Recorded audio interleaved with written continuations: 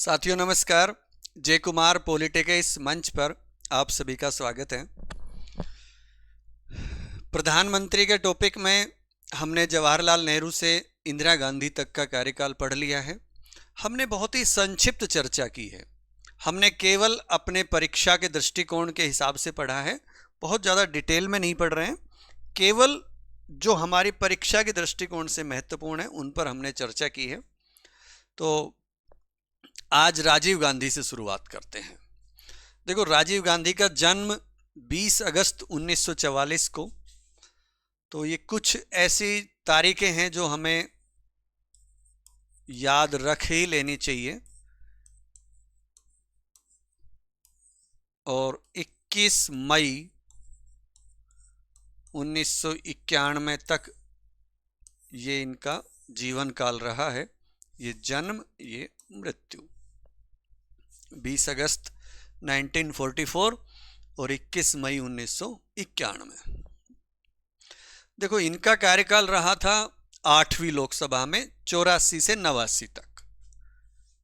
8वीं लोकसभा थी और कार्यकाल इनका रहा, पूरा कार्यकाल रहा था। ऐतिहासिक बहुमत रहा इनका 1984 से 1989 तक। आज तक वो बहुमत कोई भी पार्टी हासिल नहीं कर सकी है, और लेकिन उसका कुछ विशेष कारण था। ये नहीं कह सकते कि उनके दम पे ये वोट आया था। एक घटना घटी थी, उसके कारण ऐसा हुआ था। उस घटना के बारे में भी आप सबको पता है। तो देखो, विशेषकर राजनीति से इनका कोई लेना देना नहीं था, बिल्कुल राजनीति से नहीं जुड़े हुए थे। ये तो पायलट थे, प्लेन चलाते थे, और राजनीति में आने से पहले इंडियन एयरलाइंस में काम करते थे।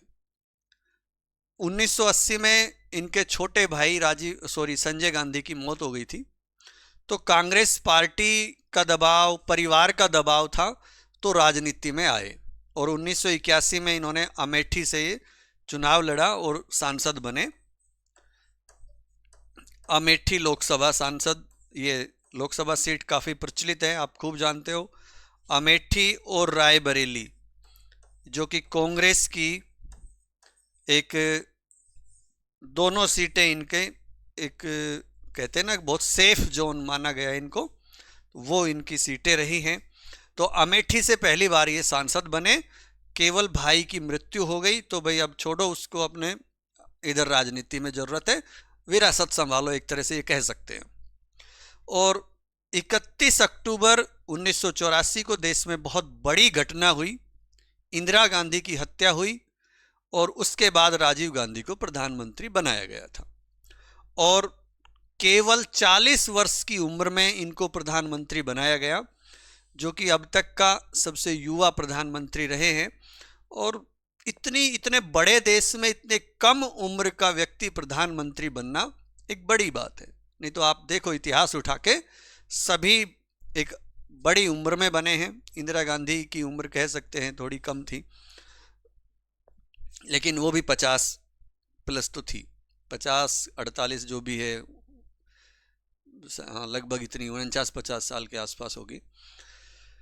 तो 1984 के जो आम चुनाव हुए थे, वो आज तक का एक रिकॉर्ड है भारत के इतिहास में। यानी 414 सीटें कांग्रेस पार्टी को मिली। देखो, वैसे तो पूरे देश में हम देखते हैं, हमारी संस्कृति है, पूरा कल्चर है, जो एक भावनात्मक कल्चर है। और ये जो सीटें थी, ये उस भावनात्मकता का ही परिणाम थी। तो 1984 में जो चुनाव हुए, उनमें 414 सीटें एक पार्टी को मिलना बहुत बड़ी बात है।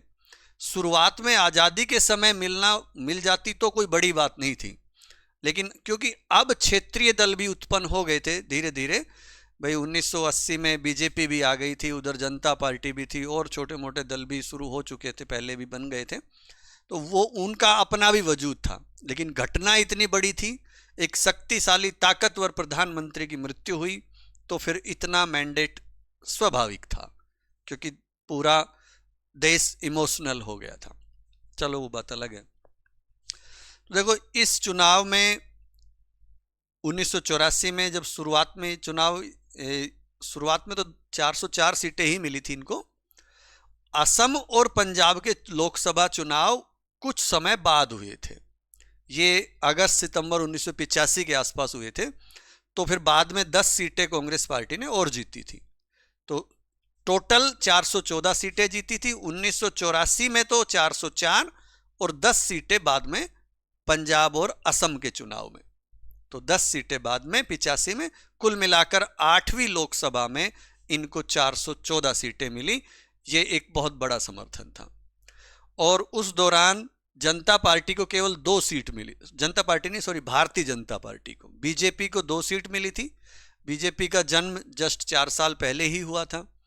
और तेलुगु देशम पार्टी टीडीपी 30 सीटों के साथ सबसे बड़े विपक्ष के रूप में थी उस समय। ऐसे प्रश्न कई बार पूछ लिए जाते हैं कि 1984 में भाई सबसे बड़ा विपक्षी दल कौन सा था, तो टीडीपी तेलुगु देशम पार्टी को 30 सीटें मिली थी, बीजेपी को तो केवल 2 सीटें मिली थी। ऐसे आंकड़े अक्सर प्रश्न खूब पूछे जाते हैं। शुरुआत में क्या था, एक अलग ट्रेंड था। वो चीजें सबसे बड़ी, सबसे छोटी, सबसे ऊंचा, सबसे नीचा, ये इस तरह की बातें बड़ा छोटा ये सब पूछते थे। आजकल बीच की चीजें पूछते हैं। अब देखो, जैसे लोकसभा की सीटों की संख्या है, आपको लगभग सभी राज्यों की लोकसभा सीटों या कम से कम 15-20 राज्यों की सीटों का तो अंदाजा होना चाहिए। लोकसभा की हो, राज्यों की हो, राज्यसभा की हो या विधानसभा की सीटें। एक उदाहरण के तौर पे बता रहा हूं। तो बीच के 4-5 राज्यों की सीटें लिख देंगे। इनको आरोही क्रम में लिखो, इनको अवरोही क्रम में लिखो, कौन सा किससे ज्यादा है। तो हम ऊपर और नीचे के रटते रह जाएंगे, बीच से सवाल आ जाएगा। तो अब एक विस्तार से ही अध्ययन की जरूरत होती है, इसलिए छोटी छोटी चीजें हम अपनी चर्चा कर लेते हैं इनकी। और अगर उनका हम योगदान देखें राजीव गांधी का, तो उस कार्यकाल में कह सकते हैं कंप्यूटर सूचना प्रौद्योगिकी में उनका बहुत विशेष योगदान रहा है। सैम पित्रोदा जैसे उनके तकनीकी विशेषज्ञ थे, उन्होंने उनको अपने साथ रखा, जिन्होंने एक तरह से दूर संचार क्रांति की शुरुआत की।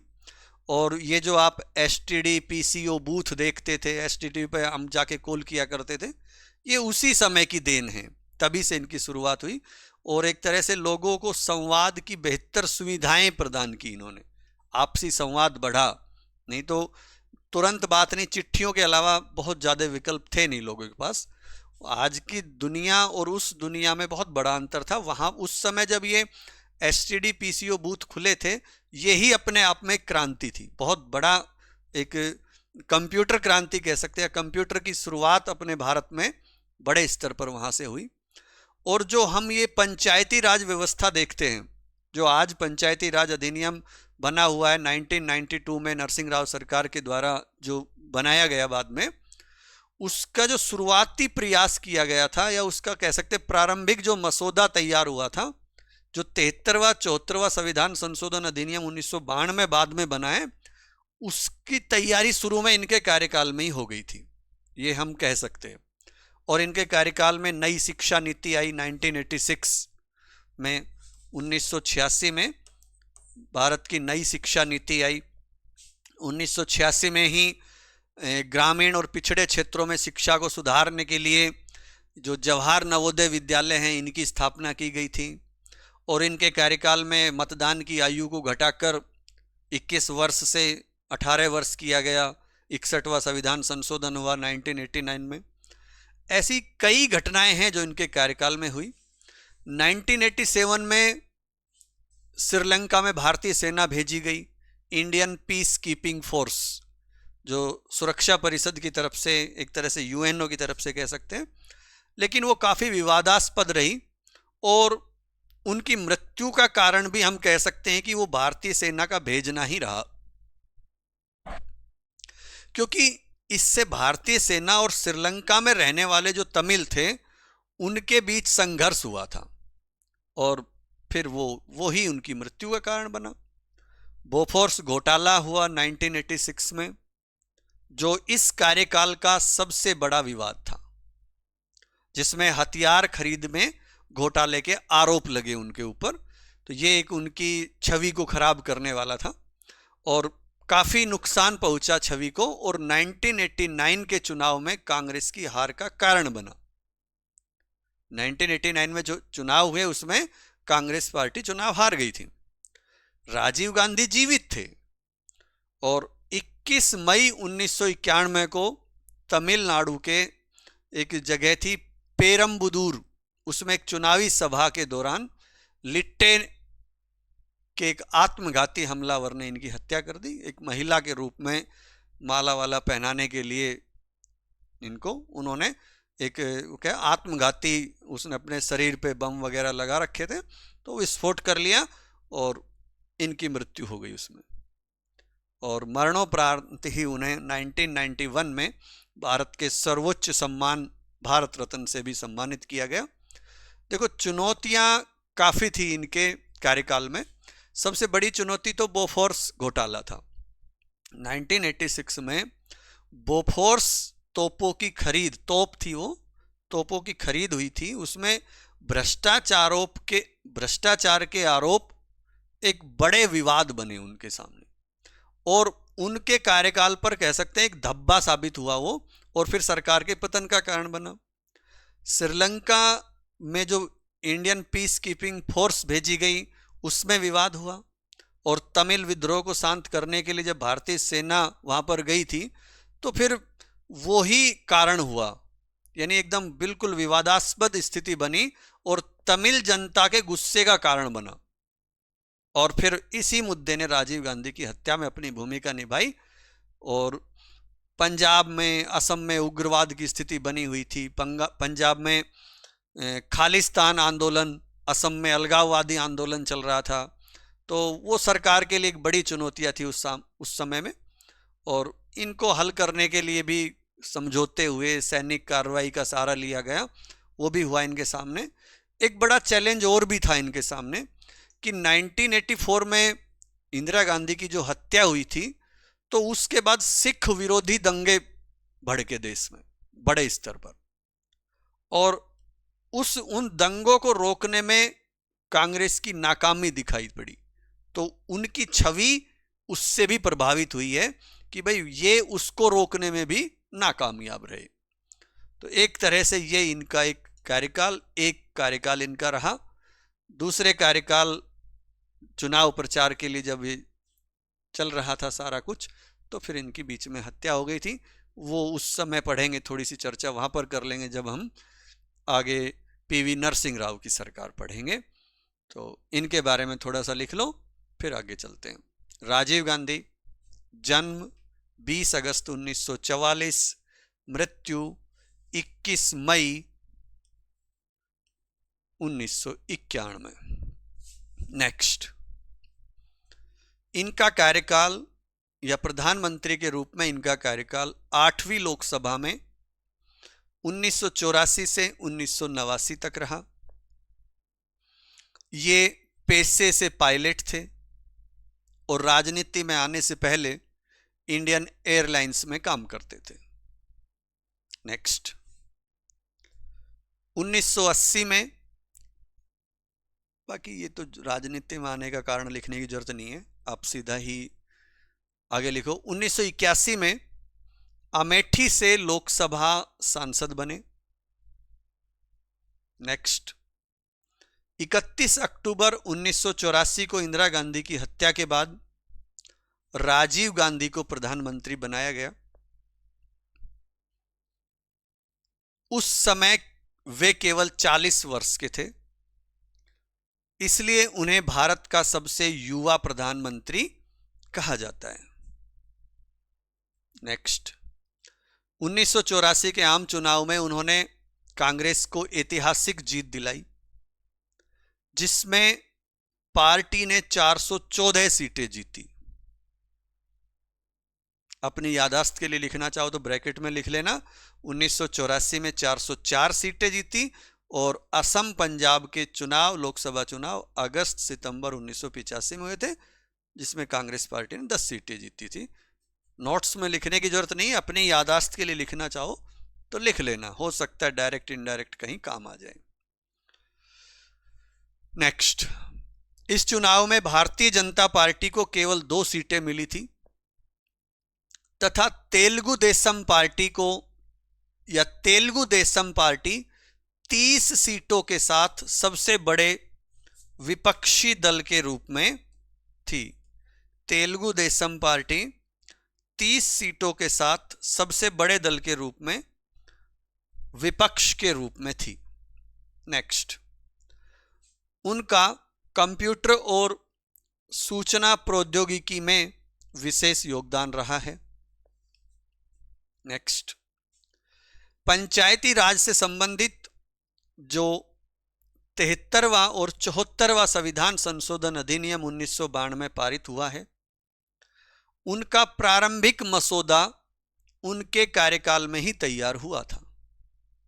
उनके या इनके लिख सकते हो। नेक्स्ट, नई शिक्षा नीति 1986 लागू की गई। नेक्स्ट, 1986 में ही ग्रामीण और पिछड़े क्षेत्रों में शिक्षा के प्रसार के लिए जवाहर नवोदय विद्यालयों की स्थापना की गई। नेक्स्ट, 61वें संविधान संशोधन अधिनियम 1989 के तहत 61वें संविधान संशोधन अधिनियम 1989 के तहत मतदान की आयु को घटाकर 21 वर्ष से 18 वर्ष किया गया। नेक्स्ट, 1987 में थोड़ा ऊपर नीचे हो जाता है, 7 की घटना बाद में लिखवा रहे हैं, 89 की पहले, बाकी उससे कोई फर्क नहीं पड़ता है। 1987 में इन्होंने श्रीलंका में भारतीय शांति सेना, इंडियन पीस कीपिंग फोर्स लिख सकते हो अंग्रेजी में, भेजी, जो कि काफी विवादास्पद रही और उनकी मृत्यु का कारण बनी, लिख सकते हो आप, क्योंकि लिट्टे के द्वारा ही इनकी हत्या की गई। नेक्स्ट, बोफोर्स घोटाला 1986 उनके कार्यकाल का सबसे बड़ा विवाद था, जिसमें हथियार खरीद में घोटाले के आरोप लगे। नेक्स्ट, इस घोटाले ने उनकी छवि को नुकसान पहुंचाया और 1989 के चुनाव में कांग्रेस की हार का कारण बना। नेक्स्ट, 21 मई 1991 को तमिलनाडु के श्री पेरम्बुदूर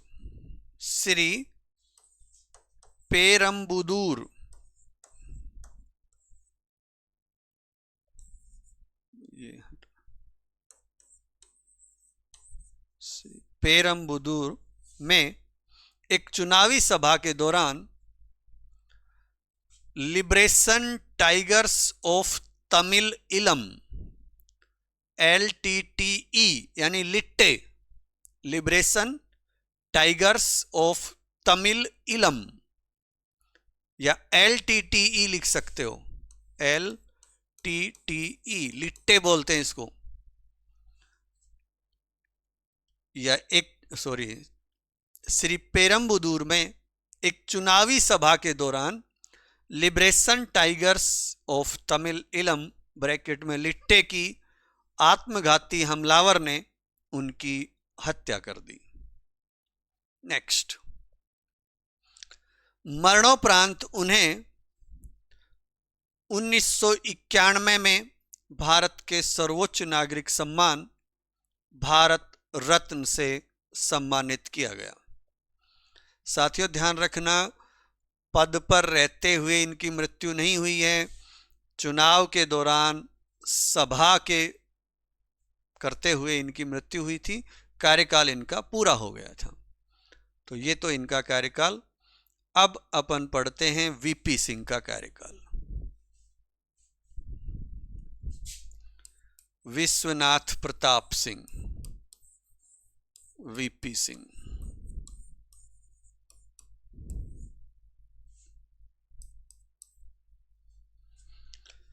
नौवीं लोकसभा में राष्ट्रीय मोर्चा की सरकार बनती है और 2 दिसंबर 1989 से 10 नवंबर 1990 तक इनका कार्यकाल रहता है। तो यहाँ पर जो हमें ध्यान रखना है वो ये शब्द जरूर ध्यान रखना है, राष्ट्रीय मोर्चा। आगे चल के एक संयुक्त मोर्चा भी आएगा, लेकिन अभी हम राष्ट्रीय मोर्चा की बात करते हैं, तो इसकी चर्चा आगे होगी। संयुक्त मोर्चा एक गठबंधन था। देखो, सबसे पहले हम समझते हैं जनता दल को। जनता दल का गठन होता है अक्टूबर 1988 में। वीपी सिंह ने जन मोर्चा, जनता पार्टी, लोकदल और कांग्रेस एस, इन सबको मिलाकर जनता दल की स्थापना की थी। कांग्रेस एस का मतलब जो 1975 के आपात के बाद ये दल विशेष रूप से 1978 में कांग्रेस आई और एस के विभाजन के बाद उभरा था ये दल, तो ये वो दल था। कांग्रेस में इससे पहले भी एक विभाजन हुआ था जिसकी हम चर्चा कर चुके हैं 1969 में, जब 1969 में कांग्रेस के भीतर बहुत गंभीर मतभेद उभरे थे। तत्कालीन प्रधानमंत्री इंदिरा गांधी और पार्टी के वरिष्ठ नेता, जिनको सिंडिकेट कहा जाता था, जिसके बारे में हमने पिछले लेक्चर में चर्चा की है, उनके बीच सत्ता को लेकर संघर्ष हुआ था। ये संघर्ष उस चरम सीमा पर पहुंचा जब राष्ट्रपति चुनाव के दौरान नीलम संजीव रेड्डी को सिंडिकेट ने उम्मीदवार बनाया और इंदिरा गांधी ने वीवी गिरी को बनाया। वीवी गिरी चुनाव जीत गए थे, इंदिरा गांधी ने अपनी स्थिति मजबूत कर ली थी। पार्टी स्वाभाविक रूप से दिसंबर 1969 में 2 गुटों में बट गई थी, कांग्रेस आर यानी इंदिरा गांधी के समर्थकों का गुट, और आर का मतलब रूलिंग पार्टी यानी सत्ताधारी, कांग्रेस ओ यानी पुराने संगठनात्मक नेताओं का एक ग्रुप, एक समूह, ओ का मतलब ऑर्गेनाइजेशन। तो राजीव गांधी की सरकार 1984 से 89 तक रही। राजीव गांधी सरकार का विरोध करने वाले जो भी मध्यम मार्गी दल थे, उनको एक साथ लाने के लिए वीपी सिंह ने ये सारा तिकड़मबाज किया, इतने सब दलों को मिलाया और जनता दल का इनको फिर अध्यक्ष चुना गया। इन कई पार्टियों को मिला के जनता दल बनाया गया। एक बात ध्यान रखना, जनता पार्टी और जनता दल 2 अलग अलग राजनीतिक दल हैं। कभी ये मत सोच लेना कि पार्टी को ही हिंदी में दल कहते हैं, ठीक है बात, पार्टी को दल कहते हैं, लेकिन जनता पार्टी अलग है और जनता दल अलग है। जनता पार्टी और जनता दल, तो इसको इंग्लिश में पार्टी नहीं लिखेंगे, इसको दल ही लिखेंगे, दल, DAL, जनता दल। ये वो पार्टी है जो मोरारजी देसाई के नेतृत्व में सरकार बनाती है। ये जनता दल की बात कर रहे हैं। जनता दल का गठन ये या इनके नेतृत्व में हुआ, वीपी सिंह के नेतृत्व में, और इसमें जनता पार्टी भी शामिल है और भी कई दल शामिल है। ध्यान रखना, ये इसमें कंफ्यूज मत होना बिल्कुल भी। जनता पार्टी, जनता दल, जनता दल के तो कई प्रधानमंत्री हुए हैं। तो जनता पार्टी और जनता दल भारत की राजनीति में अलग अलग राजनीतिक दल हैं। अलग अलग परिस्थितियों में इनका गठन हुआ है। दोनों के बीच में कई अंतर हैं। अंतर को स्पष्ट रूप से फिर समझ लो।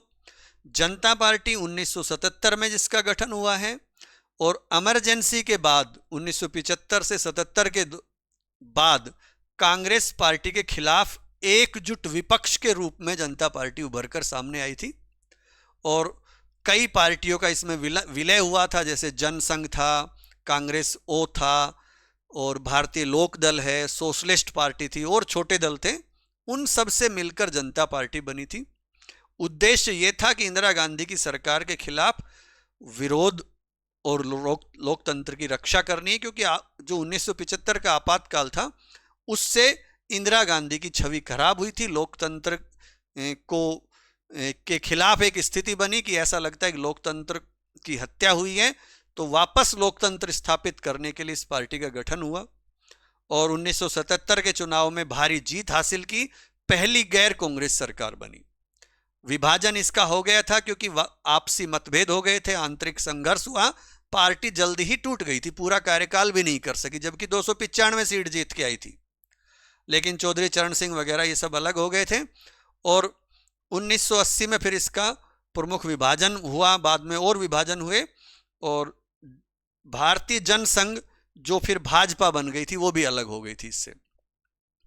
यानी जनता पार्टी से अलग होकर भारतीय जनसंघ भारतीय जनता पार्टी बन गया था, ये भी ध्यान रखना।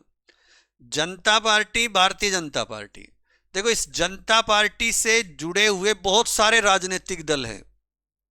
देख लो आप, जितने भी ये जनता पार्टी, जनता दल जो भी है ये सारे आ रहे हैं, ये सारे इन्हीं के इर्द गिर्द घूमते हैं। तो इनका एक तरह से जनता पार्टी से बहुत सारे दलों का जन्म हुआ है, लेकिन वो विभाजन होके हुआ है। आगे पढ़ेंगे इन सबको। तो फिर ये तो होगी जनता पार्टी की बात। अब जनता दल की बात करें।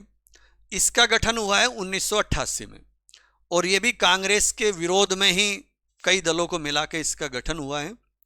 और जो जनता पार्टी थी, मोरारजी देसाई वाली पार्टी, एक लोक दल था जो चौधरी चरण सिंह का कह लो या देवीलाल जी का कह लो, एक कांग्रेस एस है, और एक वीपी सिंह के नेतृत्व में जो कांग्रेस से अलग निकले थे लोग, जो कांग्रेस के नेता अलग हुए थे वीपी सिंह के नेतृत्व में, उन सबसे मिलके जनता दल का गठन हुआ था।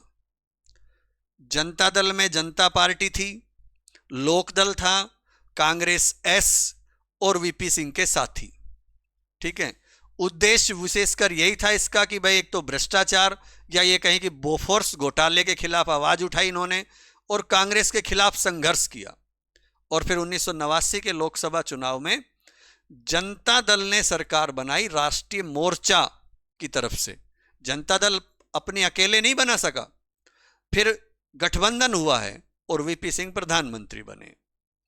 फिर इसका विभाजन भी होता है आगे चल के, वो भी भाई आंतरिक मतभेद हुए, क्योंकि लंबा नहीं चला, ना तो जनता पार्टी लंबी चल सकी ना जनता दल। लेकिन जनता दल तो आज भी चला हुआ ये कह सकते हैं हम, क्योंकि इसके बहुत सारे टुकड़े हैं जो आज भी क्षेत्रीय पार्टी के रूप में बने हुए हैं। तो विभाजन हुआ और जनता दल यू बन गया, जनता दल यूनाइटेड, जनता दल एस और क्षेत्रीय पार्टियां बन गई। तो ये तो जनता पार्टी और जनता दल की कहानी हो गई। अब राष्ट्रीय मोर्चा की बात करें कि राष्ट्रीय मोर्चा क्या था। देखो, जनता दल का मुखिया कौन? वीपी सिंह। अब बनेगा राष्ट्रीय मोर्चा, एक गठबंधन बनेगा, उसका नेता भी वीपी सिंह को ही चुना जाएगा। तो वीपी सिंह ने एक तो द्रविड़ मुनेत्र कड़गम, एक तेलुगु देशम पार्टी, एक असम गण परिषद और छोटी मोटी पार्टी जो क्षेत्रीय पार्टियां थी, उन सबको मिला के एक विपक्षी गठबंधन बनाया जिसका नाम रख दिया राष्ट्रीय मोर्चा। कौन कौन सी पार्टी ध्यान रखना? द्रविड़ मुनेत्र कड़गम, तेलुगु देशम पार्टी, असम गण परिषद और छोटी मोटी पार्टी, ये तीन पार्टियां मेन थी इसमें। तो अब इसको कहा गया राष्ट्रीय मोर्चा। वीपी सिंह को इसका संयोजक बना दिया गया, भाई ये इसके हेड हैं, ये इसके लीडर हैं। अब लोकसभा चुनाव में राष्ट्रीय मोर्चा को पूर्ण बहुमत नहीं मिला, लेकिन भारतीय जनता पार्टी और वाम दलों के सहयोग से वीपी सिंह एक नाटकीय मोड़ से प्रधानमंत्री बने। चुनाव में ध्यान रखना, सबसे बड़ी पार्टी यहां पर कांग्रेस थी, 193 सीटें मिली थी। 1989 के जो चुनाव हुए उसमें 193 सीटों के साथ कांग्रेस सबसे बड़ी पार्टी थी, और भाजपा और वाम दल ने राष्ट्रीय मोर्चा को बाहर से समर्थन दे दिया। तो फिर राष्ट्रपति ने वीपी सिंह को आमंत्रित कर लिया कि आपको हम प्रधानमंत्री बनाते हैं, आप बहुमत साबित करो, और उनको शपथ दिला दी। लेकिन मुद्दा अभी मैंने चर्चा की कि नाटकीय मोड़ से प्रधानमंत्री बने, वो मुद्दा क्या था वो भी हमें समझना पड़ेगा।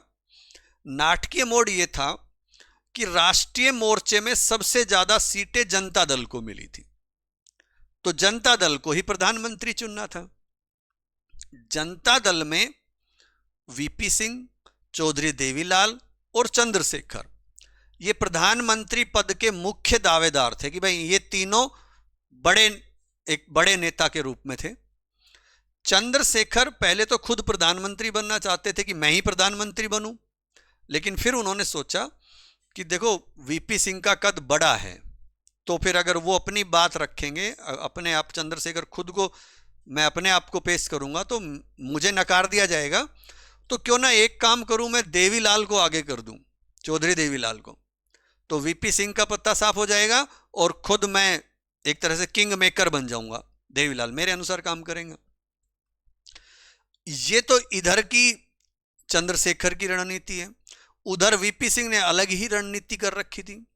उन्होंने चंद्रशेखर को प्रधानमंत्री की पद से हटाने का जिम्मा ले लिया कि भाई उनको नहीं बनने देना, कुछ भी हो जाए।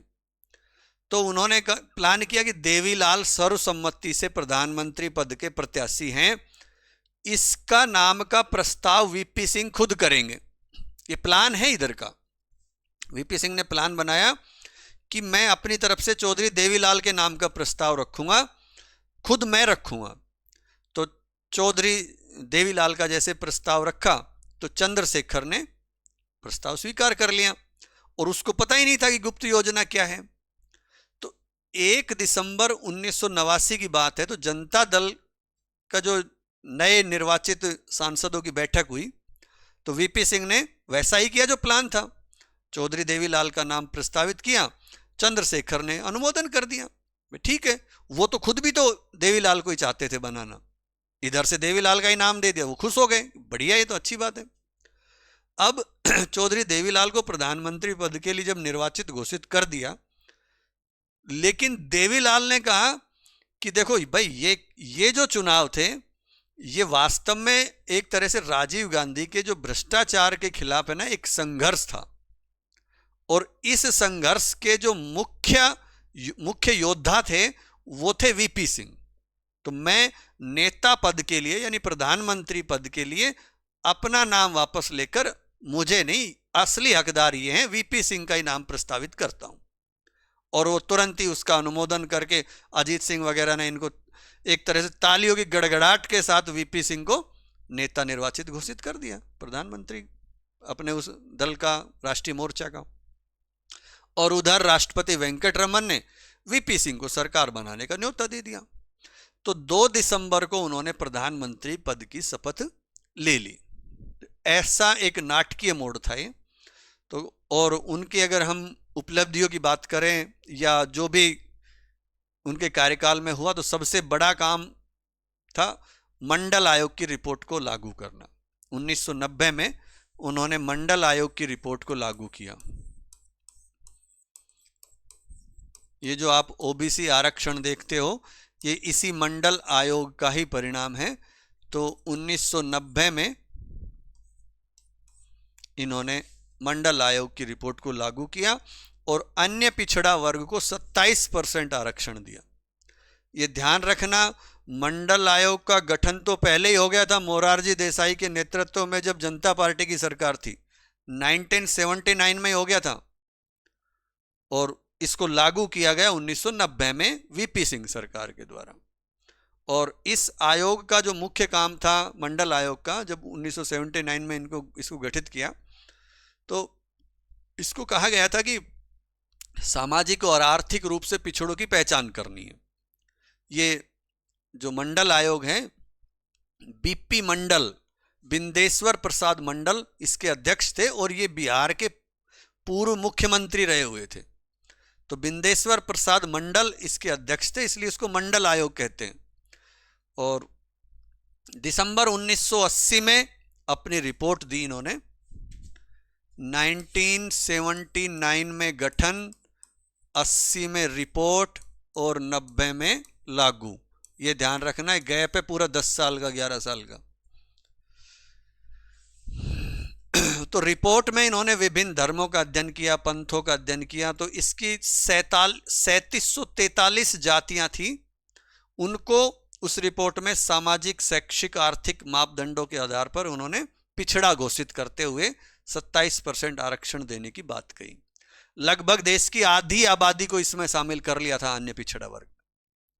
तो इस तरह से वीपी सिंह ने 10 साल के बाद मंडल आयोग की रिपोर्ट को लागू किया, और यहां से कह सकते हैं कि गठबंधन सरकार की एक शुरुआत होती है। और इसके बाद आज तक लगातार गठबंधन की सरकारें रही हैं। वीपी सिंह सरकार के बाद लगातार एक भी पार्टी ऐसी नहीं रही है जो बिना गठबंधन के रही है। हाँ, इतना कह सकते हैं कि 2014 और 2019 के जो चुनाव है वो बीजेपी पार्टी का उनमें अकेले भी बहुमत था, पूर्ण बहुमत मिला हुआ है उनको। शुरुआत में 282 सीटें मिली, फिर 303 सीटें मिली, लेकिन चुनाव लड़ा गया था एनडीए गठबंधन के माध्यम से, तो सरकार भी फिर गठबंधन की रही। उन्होंने अपने आप को गठबंधन से अलग नहीं किया और तीसरी सरकार फिर गठबंधन की बन गई, जो 2024 में अब सरकार बनी है वो वापस गठबंधन की बनी है, एनडीए की सरकार बनी है। तो ये आज तक के इतिहास का गठबंधन की शुरुआत और आज तक का गठबंधन रहा है। तो कुछ 5-6 लाइन, 8-10 लाइन इनके बारे में लिख लो। लिखो वीपी सिंह, 8 नंबर डाल के लिखो वीपी सिंह। इनका कार्यकाल 9वीं लोकसभा में राष्ट्रीय मोर्चा की तरफ से, राष्ट्रीय मोर्चा अंडरलाइन कर लेना। देखो आगे चल के संयुक्त मोर्चा भी आएगा, तो आप कैसे याद रखते हो ये आपके ऊपर है। राष्ट्रीय मोर्चा तो सोच लेना राष्ट्र तो सबसे बड़ा होता है, संयुक्त क्या है, राष्ट्र बहुत बड़ा होता है, इससे बड़ा कुछ भी नहीं। मन में आप कुछ भी अपने विचार करके ऐसे कर सकते हो। तो राष्ट्र पहले, सीधी सी बात है। तो राष्ट्रीय मोर्चा बाद में, सॉरी पहले, और संयुक्त मोर्चा बाद में, जिसको आगे पढ़ेंगे हम संयुक्त मोर्चा को। तो जैसे भी आप याद कर सको, राष्ट्रीय मोर्चा को अंडरलाइन कर लेना। ऐसे सवाल कठिन स्तर के बन जाते हैं, बच्चे कंफ्यूज होते हैं, गलत करते हैं, तो यहां हम गलती नहीं करेंगे। तो लिखो राष्ट्रीय मोर्चा की तरफ से 2 दिसंबर 1989 से 10 नवंबर 1990 तक रहा। 2 दिसंबर 1989 से 10 नवंबर 1990 तक रहा। आगे लिखो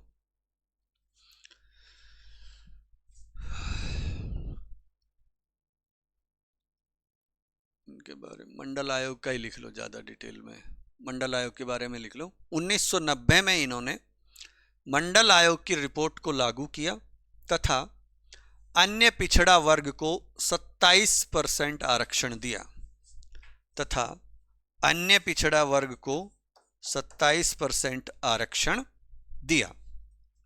नेक्स्ट लिखो, नोट लगा के लिख लो, नोट। मंडल आयोग का गठन सन 1979 में मोरारजी देसाई के नेतृत्व में तत्कालीन जनता पार्टी की सरकार द्वारा किया गया था। नेक्स्ट, इस आयोग का कार्य सामाजिक एवं आर्थिक रूप से पिछड़ों की पहचान करना था। बिहार के पूर्व मुख्यमंत्री श्री बिंदेश्वरी प्रसाद मंडल इसके अध्यक्ष थे। नेक्स्ट, दिसंबर 1980 में, शायद 31 दिसंबर ही होगा, तारीख कंफर्म नहीं है, पर शायद दिसंबर का लास्ट था। तो दिसंबर 1980 में मंडल कमीशन रिपोर्ट में विभिन्न धर्मों और पंथों की 3743 जातियों को सामाजिक, शैक्षिक और आर्थिक मापदंडों के आधार पर सामाजिक और शैक्षिक पिछड़ा घोषित करते हुए 27% आरक्षण देने की रिपोर्ट दी थी। नेक्स्ट, इस तरह से वीपी सिंह ने 10 साल बाद मंडल आयोग की रिपोर्ट को लागू किया। नेक्स्ट, यहां से गठबंधन सरकार की शुरुआत होती है। इसके बाद आज तक लगातार गठबंधन की सरकार या गठबंधन की सरकारें रही है। नेक्स्ट, हालांकि 2014 और 2019 में बीजेपी पार्टी को, या बीजेपी को, पी से तो पार्टी बनता है, बीजेपी को अकेले को पूर्ण बहुमत मिला है, लेकिन चुनाव एनडीए गठबंधन से ही लड़ा गया है और सरकार गठबंधन की ही रही है। तो ये हो गया वीपी सिंह। अब पढ़ते हैं नेक्स्ट प्रधानमंत्री चंद्रशेखर।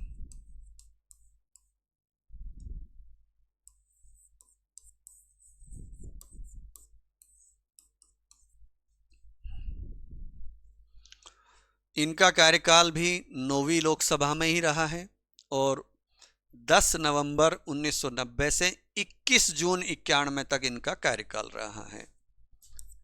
10 नवंबर 1990, 21 जून 1991, ये कार्यकाल है इनका। इनका कार्यकाल भी काफ़ी कम ही रहा है। और देखो, भाजपा ने समर्थन वापस ले लिया तो वीपी सिंह की सरकार गिर गई थी। इसके बाद कांग्रेस ने समर्थन दिया चंद्रशेखर को, तो प्रधानमंत्री बने। और राजनीतिक दल था इनका समाजवादी जनता पार्टी। देखो, वीपी सिंह का राजनीतिक दल था जनता दल, इनका था समाजवादी जनता पार्टी, क्योंकि ये भी उसी से टूट के आए थे। इसका 1990 में ही गठन किया इन्होंने। तो इनकी पार्टी का नाम समाजवादी जनता पार्टी था। उनके राजनीतिक दल का नाम, अगर प्रश्न पूछे वीपी सिंह के राजनीतिक दल का नाम क्या था, तो जनता दल। और मान लो गठबंधन पूछे तो राष्ट्रीय मोर्चा, ये ध्यान रखना है।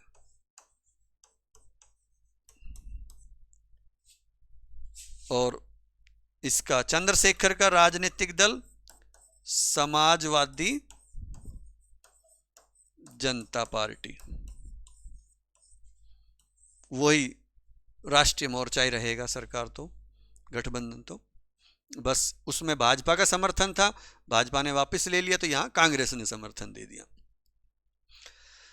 देखो, इनको युवा तर्क के रूप में, युवा तुर्क, तर्क नहीं सॉरी, युवा तुर्क के रूप में जाना जाता है।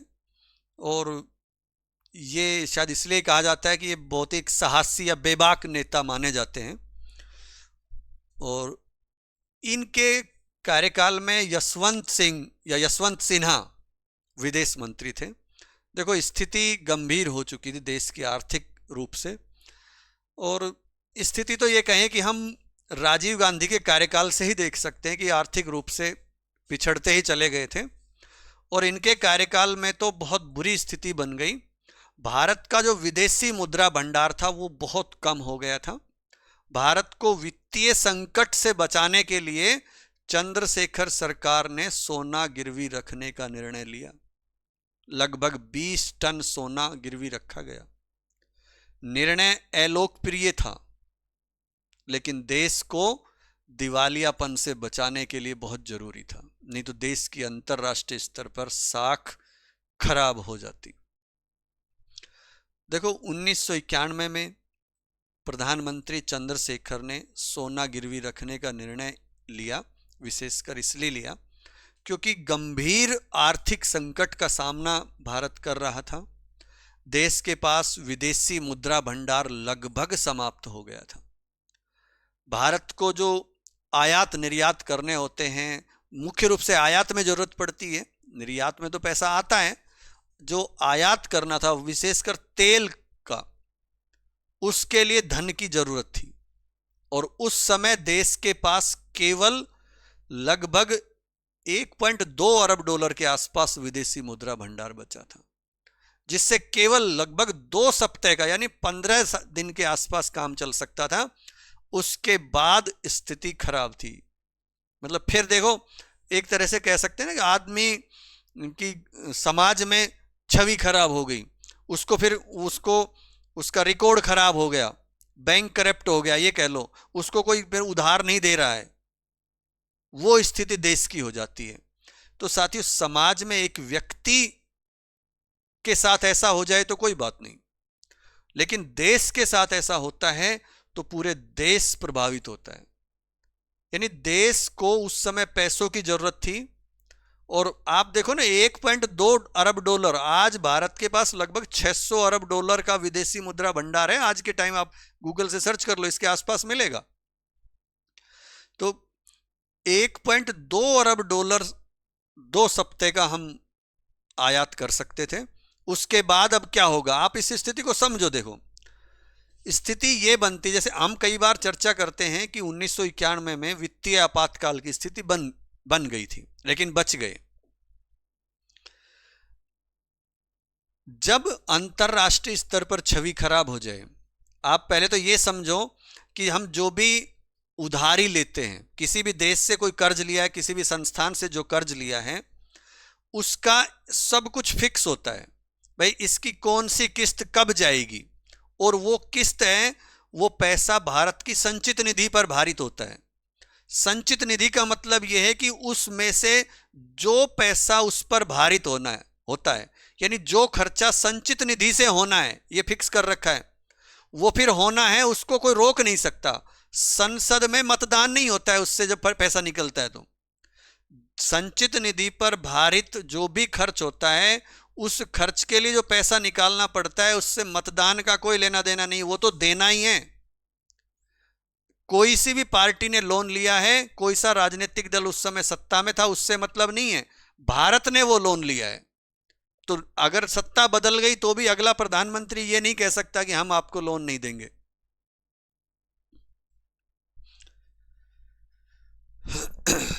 एक मिनट, नहीं ठीक है।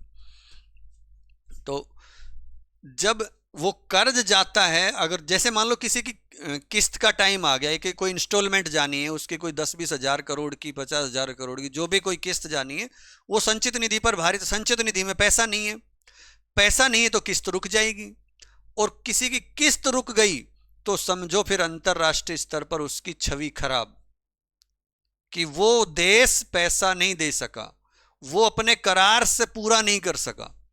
तो उस समय जो स्थिति होती है, उसको पूरे अंतरराष्ट्रीय स्तर पर फिर उसको कुछ भी मिलना बंद हो जाएगा। कोई भी देश उसको अपना कोई उधार, कोई कुछ भी मदद करने के लिए आगे नहीं आएगा, या मदद करने के लिए तो हो सकता है आ जाए, लेकिन कोई व्यापार नहीं करेगा।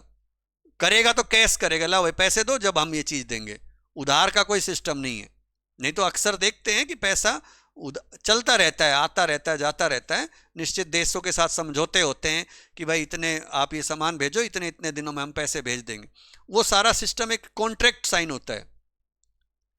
तो अगर वैसा हो जाए तो फिर देश में कुछ रहेगा नहीं। वित्तीय स्थिति इतनी खराब होने के बाद फिर अंतरराष्ट्रीय स्तर पर वो देश दिवालिया घोषित हो जाता है। तो उस समय ऐसी स्थिति थी, तो उन्होंने 20 टन सोना गिरवी रखा। यही सोना आगे भी गिरवी रखा जाएगा दोबारा, लेकिन स्थिति सुधर जाएगी जो पीवी नरसिंह का कार्यकाल आएगा। और यह स्थिति क्यों बनी? भाई विदेशी मुद्रा भंडार की कमी थी, तो भारत के पास 2-3 सप्ताह का आयात करने का विदेशी मुद्रा। देखो, विदेशी मुद्रा का मतलब क्या है, ये समझो आप सीधा अमेरिकी डॉलर समझो। ऐसा नहीं है कभी कोई ये सोच रहा हो कि साहब हम तो क्या है, पैसे ही तो है, पैसे और छाप के दे दो। भाई किसी देश से हमें कोई सामान लेना तो अपना पैसा छाप के दे दो, हमारे पैसे को कोई नहीं पूछता है। अमेरिकी डॉलर चाहिए, तो वो विदेशी मुद्रा भंडार का मतलब वो अमेरिकी डॉलर, या फिर किसी देश से कोई सामान ले रहे हैं तो या तो उस देश की मुद्रा हो, या फिर ये वो मुद्रा हो जिसको वो एक्सेप्ट कर ले। और अंतरराष्ट्रीय स्तर पर लगभग सब अमेरिकी डॉलर को एक्सेप्ट करते हैं। तो सोना गिरवी रखने का कारण मुख्य रूप से विदेशी मुद्रा भंडार की कमी थी। इसका एक कारण यह भी रहा कि खाड़ी युद्ध 1990-91 में खाड़ी युद्ध चल रहा था, तो कच्चे तेल की कीमत बहुत ज़्यादा बढ़ गई थी, बहुत तेजी से उसमें वृद्धि हुई। और भारत तो पूरा का पूरा आयात पर ही निर्भर था, तेल तो अपने पास बहुत ज़्यादा उत्पादन था नहीं, तो बढ़ी हुई कीमत का बोझ उठाना पड़ रहा था। बहुत ज़्यादा व्यापार घाटा बढ़ गया था, निर्यात कमज़ोर हुआ, आयात तेज़ी से बढ़ रहा था और उसमें भी कीमतें बढ़ गई। तो भुगतान संतुलन जो था, यानी बैलेंस ऑफ पेमेंट, वो संकट पैदा हो गया उसका। विदेशी कर्ज, ब्याज का दबाव, भारत ने जो विदेशों से कर्ज लिया था तो उसकी किस्त चुकाना मुश्किल हो रहा था। आर्थिक नीतियां कमजोर थी क्योंकि उस समय लाइसेंस राज चलता था। लाइसेंस राज का मतलब उत्पादन और निर्यात उससे बाधित रहा। मतलब एक तरह से ये कह सकते हैं कि जो उदारवाद के विपरीत जो व्यवस्था होती है उसमें लगभग सारी चीजें या तो सरकार के नियंत्रण में होती है या प्राइवेट होती है, तो फिर उसमें बहुत सारी शर्तें होती है। हर चीज के लिए, छोटी छोटी चीजों के लिए सरकार से लाइसेंस लेना पड़ता है। सरकार ही बहुत सी चीजें तय करती है, उसी के अनुसार प्राइवेट व्यक्ति को भी चलना पड़ता है। तो वो नीतियां खराब थी, उसके कारण ऐसा हो रहा था। तो जो प्राइवेट लोग भी अगर कोई बिजनेस कर रहे थे उनको भी सरकार के नियमों के आधार पर, वो लाइसेंस राज के आधार पर ही चलना पड़ता था। तो स्थिति खराब हुई और सोना गिरवी रखना पड़ा। और चंद्रशेखर सरकार को अंतरराष्ट्रीय वित्तीय संस्थानों, बैंकों से कर्ज लेने के लिए कुछ गिरवी रखने की जरूरत थी। और आरबीआई के पास 67 टन सोना लगभग उस समय उन्होंने गिरवी रखकर और ये विदेशी मुद्रा जुटाई। टोटल 67 टन है, जिसमें से 47 टन आगे उनकी सरकार में, पीवी नरसिंह राव की सरकार में रखा गया। तो ये सोना बैंक ऑफ इंग्लैंड और स्विट्जरलैंड के बैंकों में रखा गया। और गिरवी भी नहीं बल्कि ये कह सकते हैं साफ तौर पे एक तरह से बेचा गया। बेचने का ये कह सकता हूं कि उसमें एक शर्त थी कि भाई इसको वापस लेने की शर्त पे, कि हम इसको वापस ले लेंगे, नहीं तो एक तरह से बेचना ही कह सकते हैं उसको, क्योंकि सबने लोन देने से मना कर दिया। जो पैसों की जरूरत थी भारत को, तो सबने मना कर दिया। तो कोई भी चीज गिरवी रखें, और यहां तक कि देश से बाहर, अपने देश में नहीं, उसको गिरवी रखो कहीं दूसरी जगह, यानी फिजिकल रूप से भी हमारे पास वो सोना होना चाहिए। तो ये कदम इसलिए उठाया क्योंकि देश को दिवालिया होने से बचाना था। तो सोना गिरवी रखने से पहले भारत अपने भुगतान संतुलन का जो संकट था उसका अस्थायी रूप से भारत ने हल किया और अंतरराष्ट्रीय स्तर पर एक जो विश्वास बहाल किया अपना लोगों में, देशों में, अंतरराष्ट्रीय बाजार में, जो वित्तीय संस्थान होते हैं उनमें, आईएमएफ वगैरह जो भी आप ये सभी पढ़ते ही हो यूएनओ के अंदर, उन सब में एक विश्वसनीयता बनी भारत की। तो ये उनका एक, इनके कार्यकाल में एक संघर्ष रहा। हालांकि चंद्रशेखर सरकार कुछ महीनों तक ही सत्ता में रही थी, लेकिन ये निर्णय देश को तत्काल आर्थिक संकट से उभारने में मददगार उनका साबित हुआ। और बाद में पीवी नरसिंह राव सरकार ने आर्थिक सुधार किए, जिनको आगे पढ़ेंगे, जिससे भारत की अर्थव्यवस्था को एक स्थायित्व मिला। कुल मिलाकर इस पूरी घटना का निष्कर्ष हम ये कह सकते हैं कि सोना गिरवी रखना उस समय की आवश्यकता थी और वो कदम भारत के लिए शर्मनाक था, लेकिन इसके बिना देश की अर्थव्यवस्था पूरी तरह से ठप हो सकती थी। ये एक निष्कर्ष में हम एक लाइन में इसको कह सकते हैं। चलो 2-4 लाइनें इनके बारे में लिख लो, फिर आगे पढ़ते हैं। पीवी नरसिंह राव। चंद्रशेखर, इनका कार्यकाल 9वीं लोकसभा में 10 नवंबर 1990 से 21 जून 1991 तक रहा। नेक्स्ट, भाजपा द्वारा समर्थन वापस लेने से वीपी सिंह सरकार गिर गई थी। इसके बाद कांग्रेस के समर्थन से चंद्रशेखर प्रधानमंत्री बने। इनका राजनीतिक दल समाजवादी जनता पार्टी था। समाजवादी जनता पार्टी था। नेक्स्ट, इन्हें युवा तुर्क के नाम से जाना जाता था। ये भी लिख लो, कई बार पूछ सकते हैं, क्योंकि ये आर्थिक संकट था तो वित्त मंत्री के बारे में पूछ सकते हैं कि उस समय वित्त मंत्री कौन था, तो लिख लो इस दौरान वित्त मंत्री यशवंत सिन्हा थे। यशवंत सिन्हा थे। बाकी ये सब लिखने की जरूरत नहीं है, सोना वोना गिरवी रखना, ये अपनी एक चर्चा थी। अब पीवी नरसिंह राव के बारे में चर्चा कर लेते हैं, फिर अपनी वाणी को विराम देंगे।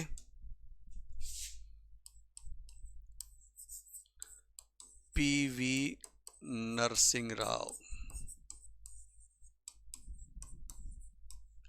तो ये सौभाग्यशाली कह सकते हैं या इनका प्रधानमंत्री बनने में भाग्य का हाथ रहा है, ये कह सकते हैं। चुनाव प्रचार हो रहे थे। चुनाव प्रचार में 21 मई 1991 को बड़ी घटना घटी, राजीव गांधी की हत्या हुई। 91 के चुनाव 2 चरणों में हुए थे, तो जो पहले चरण के चुनाव थे वो तो राजीव गांधी की हत्या से पहले हुए थे, और दूसरे चरण के जो चुनाव हुए थे वो हत्या के बाद हुए थे। तो फिर सहानुभूति फिर मिल गई। सहानुभूति के कारण प्रथम चरण की तुलना में दूसरे चरण के चुनाव में कांग्रेस का प्रदर्शन पहले चरण की तुलना में बेहतर रहा, लेकिन फिर भी कांग्रेस को स्पष्ट बहुमत तो नहीं मिला, लेकिन 232 सीटें आई और सबसे बड़ी पार्टी वो रही। लेकिन पूरे 5 साल कार्यकाल रहा इनका, तो 232 सीटों के साथ सबसे बड़े दल के रूप में नरसिंह राव के नेतृत्व में समर्थन जुटाकर पूरे 5 साल सरकार चलाई इन्होंने। और इनके कार्यकाल के शुरुआत में ही वित्तीय संकट की स्थिति बनी हुई थी, क्योंकि वो स्थिति थी, और इन्होंने आरबीआई के गवर्नर डॉक्टर मनमोहन सिंह थे जो, उनको अपनी सरकार में वित्त मंत्री बनाया और आर्थिक सुधार किए। अगर हम पीवी नरसिंह राव का योगदान देखें तो नई आर्थिक नीति अपनाई, उसमें हम कह सकते हैं उदारीकरण को अपनाया, एलपीजी मॉडल को कह सकते हैं, लिबरलाइजेशन, प्राइवेटाइजेशन, ग्लोबलाइजेशन, उदारीकरण, निजीकरण, वैश्वीकरण। उदारीकरण का मतलब औद्योगिक नीतियों को सरल बनाया, लाइसेंस राज समाप्त कर दिया, आर्थिक क्षेत्र में जो सरकारी हस्तक्षेप था उसको कम किया, और निजीकरण में सार्वजनिक क्षेत्र के जो उपक्रम होते हैं, उद्योग होते हैं, उसमें निजी क्षेत्र की भागीदारी बढ़ाई, भाई लोग उसमें अपना हिस्सा बढ़ा सकते हैं, और सरकारी नियंत्रण को कम करके निजी क्षेत्र को प्रोत्साहन किया कि निजी क्षेत्र के लोग, यानी वो शर्तें ढीली कर दी और ज़्यादा से ज़्यादा निजी क्षेत्र को बढ़ावा दिया, ये प्राइवेटाइजेशन हुआ। और वैश्वीकरण यानी ग्लोबलाइजेशन, इसमें प्रत्यक्ष विदेशी निवेश को बढ़ावा दिया, एफडीआई, तो भारतीय अर्थव्यवस्था को विश्व बाजार से जोड़ा। और इसी कार्यकाल में पीवी नरसिंह राव सरकार में 73वां और 74वां संशोधन हुआ 1992 में, जो ग्राम पंचायत और या फिर पंचायती राज और जो स्थानीय शहरी निकाय हैं उनको मजबूत किया। इनकी एक आत्मकथा भी है, द इनसाइडर, उसको भी नोट कर लेंगे। और 2024 में ही इनको भी भारत रत्न से सम्मानित करने की घोषणा की गई। 2024, अभी इसी साल। तो हम कह सकते हैं कुल मिलाकर आर्थिक सुधारों की राजनीतिक रूपरेखा नरसिंह राव ने तैयार की, और तकनीकी रूप से इसको डॉक्टर मनमोहन सिंह ने लागू किया। क्योंकि कार्यकाल प्रधानमंत्री का था तो प्रधानमंत्री को ही पूरा श्रेय जाएगा, लेकिन हाँ इतना है कि प्रधानमंत्री का रोल रहा है विशेषकर। ऐसी चर्चा थी कि एक बार बजट की बात आ रही थी कि बजट बनाना था, तो बजट पेश करना था तो बहुत एक कठोर कदम उठाना था और नई नीतियां लागू करनी थी। तो बजट बना लिया डॉक्टर मनमोहन सिंह ने, तो सीधी सी बात है प्रधानमंत्री को तो समझाएंगे कि हमने क्या क्या बनाया, तो एक पन्ने में उसको सॉर्ट करके पूरे बजट को समझाना चाहा उन्होंने प्रधानमंत्री को। प्रधानमंत्री ने स्पष्ट रूप से कहा, पीवी नरसिंह राव ने, कि आपको वित्त मंत्री इसलिए नहीं बनाया, आप कठोर कदम उठाइए, मैं देख लूंगा जो होगा वो। भाई सीधी सी बात है, विपक्ष तो उस मुद्दे को उठाएगा ही, क्योंकि एकदम पूरा बदलाव हो रहा है, पूरी हमारी आर्थिक व्यवस्था को बदलना था। बल्कि पार्टी के अंदर से भी हो सकता है कहीं ना कहीं, या कोई गठबंधन से भी आवाजें उठ सकती थी। तो बहुत बड़ा चैलेंज था उनके सामने, लेकिन उन्होंने कहा कि कठोर कदम उठाने ही पड़ेंगे। तो कठोर कदम उठाए, सोना वगैरह भी वापस लिया, और बाद के कार्यकाल में ये डॉक्टर मनमोहन सिंह प्रधानमंत्री बने, शायद उस समय की बात है, 200 टन सोना और खरीदा है भारत ने, अपना एक तरह से वो मजबूत की है वित्तीय स्थिति। तो ये तो बाद की बात है। तो पीवी नरसिंह राव का कार्यकाल में तो इतना ही लिख लो। पीवी नरसिंह राव, इनका कार्यकाल 10वीं लोकसभा में 1991 से 1996 तक रहा। लिखो, इनके कार्यकाल की शुरुआत में ही वित्तीय संकट की स्थिति बनी हुई थी। नेक्स्ट, इन्होंने आरबीआई के गवर्नर डॉक्टर मनमोहन सिंह को अपनी सरकार में वित्त मंत्री बनाकर आर्थिक सुधार किए। नेक्स्ट, लिख सकते हो पीवी नरसिंह राव का योगदान, उसमें लिखो नई आर्थिक नीति, न्यू इकोनॉमिक पॉलिसी। उसमें पहला लिखो उदारीकरण,